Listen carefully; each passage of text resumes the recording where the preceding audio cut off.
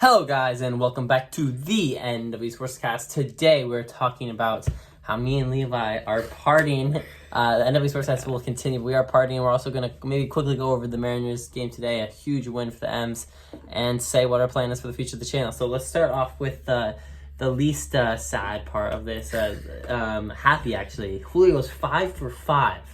Mariners win big. How do you feel? Well, you know what? I think Julio has found himself. You know, this no player in MLB history has ever had 9 hits in 2 days, and now Julio was the first. Wow, are you serious? Yeah, he did 4 for 6 yesterday, 5 for 5 today. When I saw that, my first thought was like, really, like Ichiro never did that, but apparently Ichiro never did that, and so the Mariners have the first guy in MLB history. That's crazy, yeah. And he's up to 269 now batting average. He's at like 250, I swear, a week ago. Well, that's what happens when you go 9 for 11. Yeah. So, and he had, I believe, 5 extra base hits this series and like 10 earned runs batted in. He actually also set the Mariners team record with 12 hits in one series, which again, you know, Ichiro never did that. Like, I feel like that's not even that many hits, but Ichiro's consistent. Yeah, Julio. I don't know. Julio, when he gets hot, and he's been hot. Also, I love Caballero.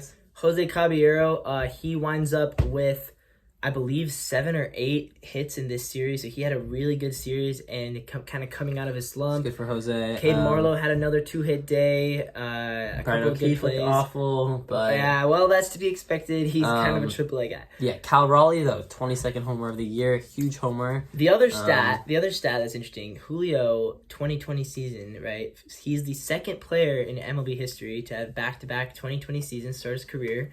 The first player to do it.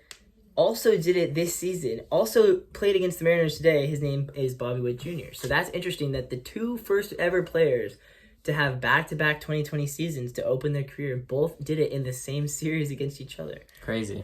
So isn't that wild? Yeah, but despite all, 3 straight wins for the M's, did not play great baseball and got 1, 3, or 4. So that's nice, but we definitely could have lost all 4 of these games, which is a scary thought.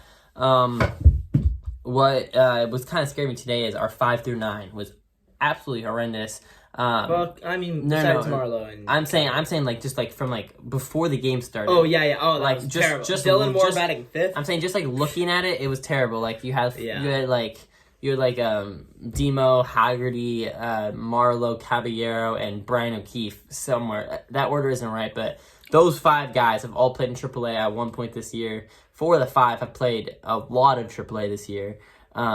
It's insane. Like half this lineup is quite literally the Rainiers, which is scary because we're trying to make a playoff push. Yeah. And half the lineup, or more than half the lineup, is a borderline AAA guys. I wouldn't even say borderline. I would say there are definitely a few guys that should be on the Rainiers right now that are on the Mariners just because of injuries and stuff. I think we have a Jared Kelenic if he comes back, and we have a JP Crawford if he comes back. Those would be 2 really huge, not additions, but 2 huge guys coming back for the Mariners. JP obviously provides that shortstop role that none of the Mariners have really been able to fill defensively right now. Also, JP was hitting really hot. Jared Kelenic, definitely a better left fielder than that of Marlowe, although Marlowe has hold his own in left. But JK obviously would be super nice. Can hit against right-handers. It'd be helpful to have him in the lineup, and he always plays with a ton of fire, a ton of heart, and I think that'll be good for the Mariners. So, again, the Mariners got to keep scoring runs because we gave him another run. The bullpen did, right? I believe so. Yeah. Yeah, I think we gave him another run. This bullpen did. I think they gave up 2. Yeah, I don't know. Starter gave up 2 and the bullpen 2. But anyways, 4, then they did. Then the bullpen didn't give up. Did they not? Yeah, we went 6-4. Okay. Yeah. Anyways, so we had this conversation before, Drew, but let's have it again because it's been a week. When JP, obviously we assume JP is going to come back. Haggerty will be gone. So when Kelenic comes back, who are you getting rid of? Is it Ford? Is it Caballero? Is it Marlowe? Is it Canzone? Is it Rojas? I mean, there's a lot of options. Haggerty's going when JP comes. Oh, okay, yeah. So we assume Haggerty won't last, but who's the other guy who will go? In my opinion, it should be Mike Ford. He has 1 hit in his last 30 at bats, so I don't think he's pretty much worthless. Yeah, I think if Mike Ford starts to get hot, obviously we leave him in, but he has not been. And if he doesn't heat up before Jared Kelnick comes, I think it should be Mike Ford. With that being said, it feels like at any point Mike Ford should get hot because he's what, 1 for 30? You said He could heat up. And if he very heats poorly. up, If he then heats up, you got to leave him in, and then I would take out probably. I think you got to consider Canzone. Lack of defense. Marlowe's been hitting better than Canzone has. Can't take out Marlowe. Who's the other option? Rojas, Canzone, maybe, or Caballero. But Caballero's been hot right now, so I would keep him. You probably take out Mike Ford. Yeah. I think unless Mike Ford really gets it together, you take out Mike Ford for Jared Kelnick, because Mike Ford can't play defense or run the bases. So pretty much worthless. He's worthless if he doesn't hit, and he's not hitting. He's not hitting. He had a good little run there and actually did help the Mariners win a few ball games. So definitely not a worthless season for Mike Ford. He wasn't meant to do anything on the Mariners this year at all, and he ended up providing some value. So really, he hit 11 home runs. I mean, if you're a Mariners, 11 more than I thought he was ever going to hit. Yeah. So. At one point, he was like 2 behind Julio. Yeah. He's hit a home run in like a month, it feels like. Yeah, he has it. Yeah. So, and then Tom Murphy's also out, so Brian O'Keefe will be gone once Tom Murphy comes back. But I don't know how serious that is. It's not serious. Yeah, that's what I heard. So, right. I mean, we're down 3 of our 10 best players, but we should get them all back soon.